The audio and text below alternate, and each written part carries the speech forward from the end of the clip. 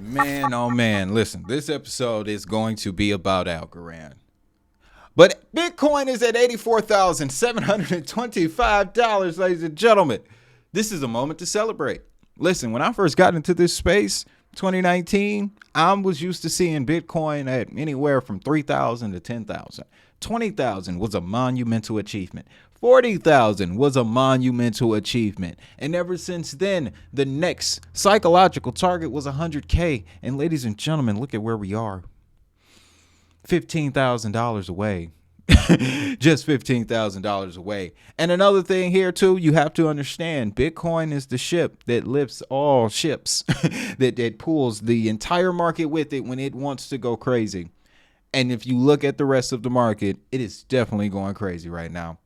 So with that, guys, let's draw our attention to the topic of discussion for this episode. And let me introduce myself.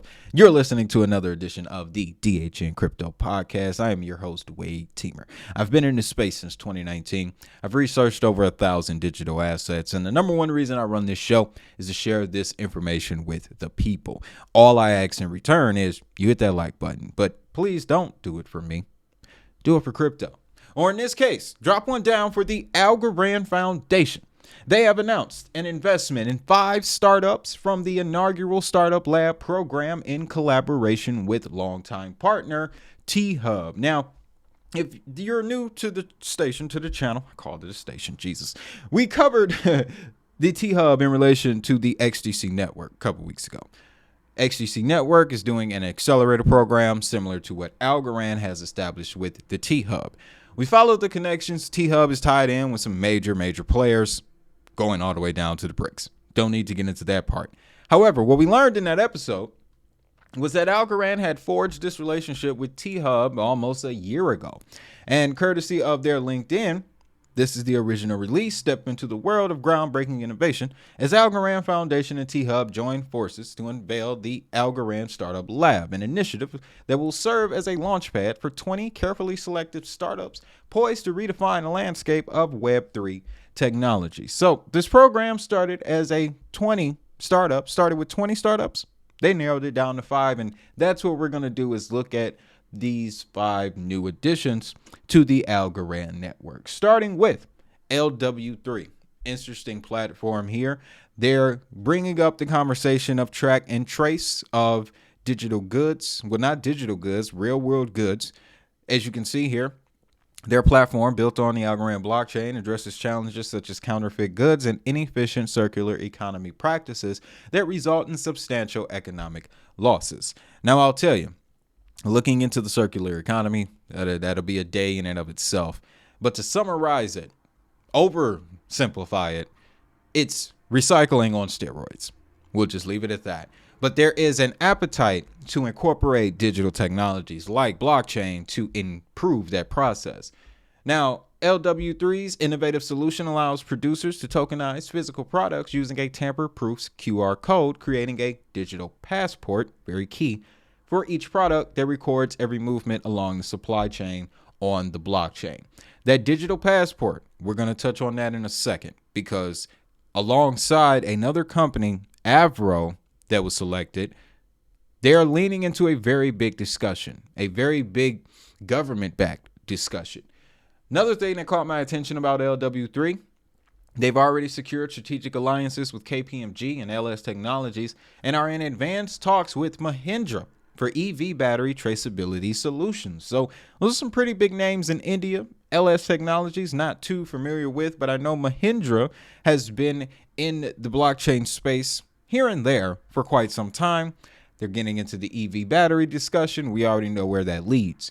KPMG has been around for quite some time. This is the one that they have listed on LW3's website. They're a big player in the blockchain space, someone that was close to VeChain in the beginning, but I've been seeing a lot more networks get involved into the use cases that VeChain was supposed to be the leader for. And then another company here, Film Finance. Now, this one is interesting. We're talking about the tokenization of the film financing process. Now, full disclosure here, I'm a career YouTuber. A couple years ago, I ran a channel that was in the film category, and in those in that little amount of time, I got an idea of how fans and film studios are completely divided. Huge gap between the fans that watch the films and the companies that make the films. On the film financing side, yes, a improvement to the digital infrastructure that currently exists for crowdfunding or getting funding from a studio could be improved. That's what they look to address here, courtesy of one of their Medium posts from May of this year. They create a tokenization platform, which is a space for filmmakers to raise funds for their projects, which can be full-lengths, web series, or short films. What I don't like in their incentive model is the content distribution and watch to earn. Like I said, I've been in this space for a minute. I've seen the watch to earn model tried several times. Has not worked yet. It has not worked. It just, from a user interface perspective, it just doesn't work. I have not seen it work. So if they lean more so in providing financing for independent film studios, there may be a market there. The watch to earn, I think that's some ways away. So with that, let's jump over to the next company. Here's where the conversation gets a bit more mature, ladies and gentlemen. Automaxis and FDP Connect. So Automaxis is the company involved here. FDP Connect is the product that will be running on the Algorand blockchain. Initially, it was independent, but it is currently live on testnet and is preparing for the mainnet launch. What I like about this product is their ties to something called the Model Law on Electronic Transferable Records. Now, XDC holders, you are familiar with this. This is the guidebook global framework for the digitization of trade finance documents.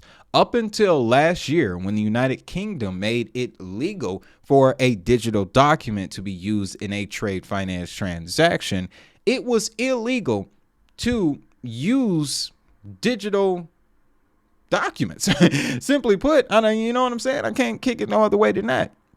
But what this MLETR is looking to change that. And like I said, the UK, they made those digital documents legal last year. France in June did the same thing. And now Australia is getting ready to get involved in that same discussion. Public consultation to inform options for implementation legislation aligned with MLETR in Australia is now open.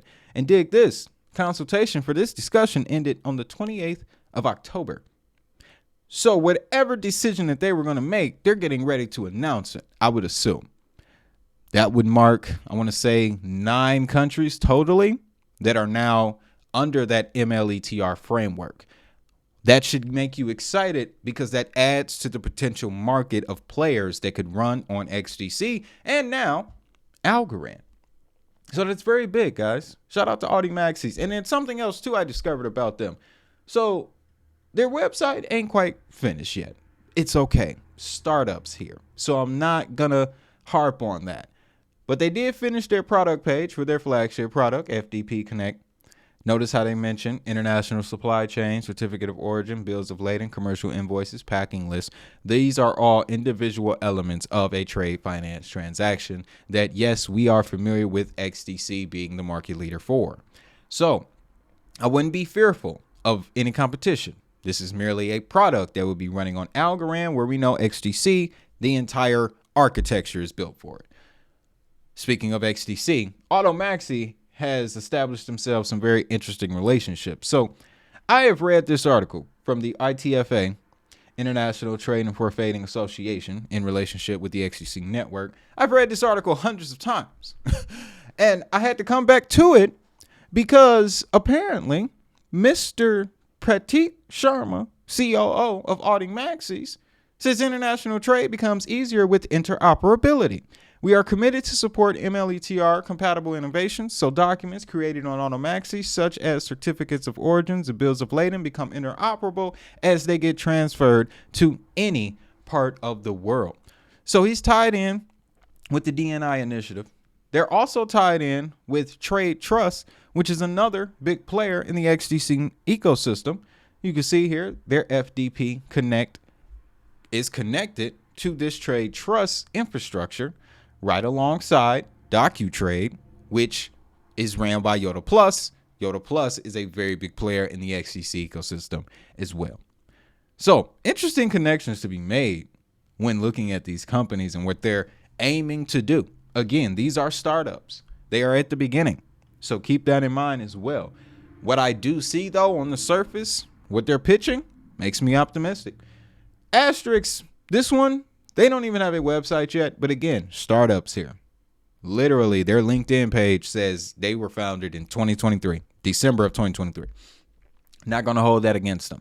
What I do like to see, though, is that they're using Algorand's blockchain technology for digital ticketing, collectibles, and fostering community around events and creators. So it's Web3 to its fullest extent. And if you're unfamiliar, there is a vibrant Web3 ecosystem on Algorand. I know we talk a lot about the payments and government and the banks and stuff, but check out Algorand's NFT marketplace. It's popping. The drone racing league, the relationship with FIFA. There's a few gaming franchises that are coming to Algorand now. So I can see them finding a position in that market at some point in the future. And then lastly, we got Arvo, guys. Now, this takes the track and trace discussion from earlier when we were talking about LW3, kicks it up a notch. They incorporate AI, IoT, and blockchain technologies, and their solution creates tamper-proof records of each product's journey, ensuring authenticity and providing reliable ownership verification. This is the one that leans directly into the digital product passport. Now, you've never heard of the EU's digital product passport, where it's something they've been working on for years. And it's not a digital product passport that's going to be tied to a human. No, we're not talking about that. What we're talking about are an additional list of criteria, information that now shippers and producers, warehouses, consumer packaged goods companies will now have to provide alongside that product for the verification of the ingredients in that product and the origin of the product itself, what warehouse, the company, stuff like that. Because there is a big problem with counterfeit items on the market. And this Arvo company has this offering here, this decode application. So what this will look like in real time is you go to buy an item from the grocery store. You see the list of ingredients, right? It's some newfangled health, non-GMO, not organic, whatever product, right? And you want to check out what it's actually made of. And you see a list of ingredients. You're like, okay, this is good. But you want to verify if that's legit. So in the future, what you'll be able to do theoretically is scan a QR code on that product's packaging, and it'll take you to a page that will give you the background information on the ingredients in that product, the company of that product, where they get their ingredients, the quality of that farm. All of these things, again, when I got into the space, was supposed to be VeChain's repertoire. Now I'm starting to see a lot more networks get into it with more user-friendly options. I'll say that. So these are the companies that Algorand chose from those original 20. And you know what? I'll say, yeah, you're doing the right things. You're doing the right things, Algorand. You really are. On top of this, guys, got a little bonus for you because I still want to share with you a huge announcement that was just made. When I say just made, I mean hours ago, ladies and gentlemen, as of this morning. But first, we're going to jump into this because we covered this story. We had to touch on this back in August, right? Algorand's Pera wallet partners with Mastercard for seamless and instant crypto transactions. So what this is, Pera wallet will now start issuing debit cards in collaboration with Mastercard with a particular company. And that clip that we're going to look into, this lady right here is a part of that company. The company is called Immersive. And now that relationship is going to be taken to the next level. Let's take a listen. So actually, let me take a moment and just talk a little bit about Immersive, right? So Immersive is, they're a fintech company. They are in the payments flow. They're considered an issuer. So they are a principal partner for Mastercard, the network, and they can issue cards on behalf of Mastercard. And so in this case, We are partnering with them. Pera is partnering with them to launch a Pera debit card, so we can issue a debit card to Pera users via immersive. Actually, if you think about sort of what payments in this context means, is somebody uses a card with a merchant. The merchant slash acquirer then sends that transaction to the issuing bank, in this case, Immersive, via the Mastercard network. Immersive validates that this card is real, that this person is real, that there's enough funds in this card, and then approves it. And when that gets approved, it comes back to the Mastercard network, to the acquirer merchant, and it says accept, right? And so that's kind of the flow, and that's kind of how Immersive plays into it. And so when, in that process, it is so important for Immersive to know that, there is enough funds in this card. And they actually have an implementation on Algorand where they're able to check that balance on chain because of our instant finality, to be able to say, okay, Min does have 10 USDC in her wallet in this card that she can pay for an $8 boba iced tea. So I think that's like such an important sort of feature of Algorand, that a network like Immersive that was building on Ethereum, is building on Polygon, is actually able to build an on-chain implementation of its debit card offering. And I think that's it's kind of an amazing opportunity for us. So Immersive was traditionally, it seems, Web 2 company that has now incorporated their tech stack into the Web3 world, into the Algorand blockchain. This is still going to bring some massive attention to Algorand. Once it will allow more people to discover the Pera wallet, I feel. And another thing too, you got to keep in mind, Mastercard don't associate themselves with everybody. As of this year, I counted 2, Stellar and now Algorand. So things are heating up, folks. Things are heating up. But let's jump over to this announcement here. This came out as I was putting this episode together. And he's going to break down some things. This is John Wood, CTO of Algorand. And he's going to break down what Algorand is getting ready to change fundamentally. You can see the title here, Staking Rewards on Algorand. They're getting ready to hit the market. And they're getting ready to hit the market in December. I'm John Woods. I'm the CTO at the Algorand Foundation. The Algorand Foundation is really always trying to promote the adoption of, the awareness of, and the accessibility of the Algorand Layer 1 blockchain. And today, I'm here to tell you why our staking rewards are the tastiest. Okay, so a quick recap.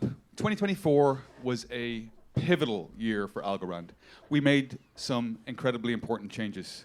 First, we changed to dynamic round times, increasing the transactions per second on the network to around 10,000. Second, we got rid of our archaic assembly-like language for building apps. Now you can write apps in syntactically and semantically regular Python and TypeScript, making it accessible to nearly everyone. And then third, we've increased the efficiency of the network by moving to non-archival based relays. But the reason I'm here to talk to you today is not about these things, but rather about our new focus on consensus incentivization. A lot of people don't know this, in fact, but up until this point, if you mint or mine blocks on the Algorand network, there is no reward. And of course, this is antithetical to the way most cryptocurrencies work. Now, when I first heard that, it made me immediately ask the question, is that one of the reasons why Algorand's price has appeared to be suppressed? Like it's just stayed low considering everything that we know that has been built on top of it. Just made me think. And so we're going to make a huge change. Going forward, Algorand will reward the block production process. And I'm going to talk to you about how that's going to look. So the next 2 things we're doing in 2024 are focused on maximizing decentralization. Web3 is interesting. We encourage people to build applications and when they introduce a Web3 component, whether that's a layer 1 or otherwise, into their tech stack. This, of course, adds complication and technical complexity to their technical stack. And so it only makes sense to do so if it's functionally decentralized. If it's not functionally decentralized, then you're wasting your time. And so staking rewards, which we're launching today, and peer-to-peer, which we're going to do in early 2025, are going to maximally decentralize Algorand. Now, of course, staking rewards is what I'm here to talk to you about today at the Staking Summit, but just to touch on how they both dovetail together. When we introduce staking rewards, we're going to see an organic increase in the number of nodes, and in following that, when we have that increased number of pathways in the network, early next year, we're going to change the network topology to be a peer-to-peer topology. And so what this means is that data, rather than relying on relays, that reliance is going to be gone. Data will be able to flow peer-to-peer in the network, ensuring that Algorand actually ensures that for its users, it is fully decentralized. And there's no reliance on the Algorand Foundation. Now, my immediate question, hearing that, the peer-to-peer part, because he said a lot in those first 3 minutes. All right, he said a lot. Universal coding. Algorand is now can compute 10,000 transactions per second. This is what he said. The universal coding part means that now developers who are familiar with the most common of programming languages, maybe the one that they got their initial education with, they'll be able to use that on Algorand. And if you happen to catch a clip circulating now from a Nigerian news outlet talking about an Algorand developer group that has just gone mainstream, they were covered on their mainstream news. They were talking about how much better it is to develop on Algorand because of these things. Take into account also the Mastercard, Pera wallet, Algorand immersive relationship. And if Algorand can kick out 10,000 transactions per second, then yeah, you can bet those Pera wallet debit cards are going to be coming sooner than later, folks. But it's the gradual increase of staking nodes that creates the enhanced decentralization that ultimately provides a peer-to-peer ecosystem for Algorand. Correct me if I'm wrong here, but that sounds a lot like what Bitcoin is. So, again, correct me if I'm wrong here. Algorand is making a move to be more decentralized with peer-to-peer mechanics like Bitcoin. This is a first to me.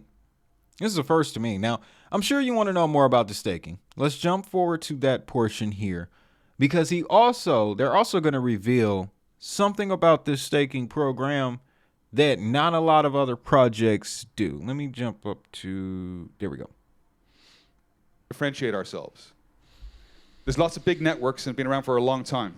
And so we want to make sure we join the party with a splash. First, why would you get involved with Algorand? I think it's really important to mention it's a mature network. It's been around 5 years with no downtime, no forks, no failed transactions. It's had about 43 million blocks and about 2.4 billion transactions processed. So those 43 million blocks, just want to add this in here. Prior to December of this year, which is when this will all begin, those 43 million blocks that were processed on the Algorand chain weren't any rewards coming from them. Imagine if they were. What would Algorand's price have been the last 4 years, 5 years? It's proven to be rock solid.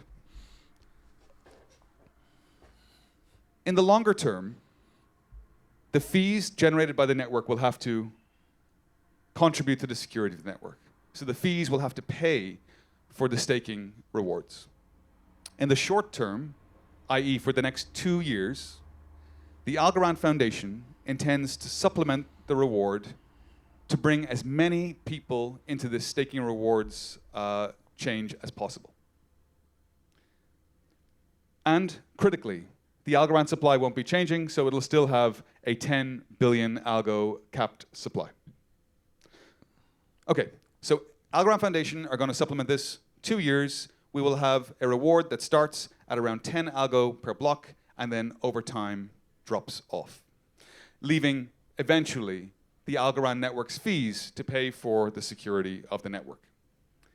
So, looking at that and breaking it down by the numbers, and just to say, our legal department told me to say these are indicative numbers, plug in your own values and get your own answers. But Or not financial advice. if you take, for example, 100 algo, with an online stake of 1.7 billion, that being about 17% of the global supply of algo being staked, and you had, say, block rewards quite small, around 0.025 algo, and the Algorand Foundation's bonus of 10 algo, and our usual block time of about 2.8 seconds, you'd see on that 100 algo about 6.6 algo per year. So that is around 6.6%. So I recall back in 2022 when Hedera did something very similar. As a matter of fact, the staking rate, the native staking rate for staking on the network that contributes to the strength and security of the Hedera network, as he described here for Algorand, when it was at 6%, everybody rushed into Hedera. A few months down the line, I want to say we had it good for about 10 months before the governing council came together and decided to lower the rate from 6% to 2%. And you can guarantee the community had a problem with that. The crypto space had a problem with that. People dumped the HBAR token. It was a whole thing. Now rewards are capped at 2.5%. I bring that up because he mentioned how the Algorand Foundation will, for the next 2 years, support these staking rewards in this new model. And then again, adding on the fact that the cap, the $10 billion cap on Algo will not change, is something else that made it dramatically different, not in relation to Hedera, but from other protocols who have made this move in the past as well. They had to adjust their total supply. With the total supply of Algorand not changing because of this, yeah, supply shock is imminent. Obviously, this will take 12 to 24 months to fully unfold, but look at where we are. Look at how we started the episode. Bitcoin's at 84,000 and it ain't getting ready to stop. It's not getting ready to stop, ladies and gentlemen. So I can honestly tell you, I can see a fertile environment for Algorand to kick this on. They picked the perfect time to activate these rewards. And with the rate of 6.6%, that'll be pretty juicy. Like I said, when Hedera did this in 2022, a lot of people came to Hedera. Hedera's price was pumping in a bear market because of this decision. And then again, the peer-to-peer element that will be incorporated after the fact starting in 2025.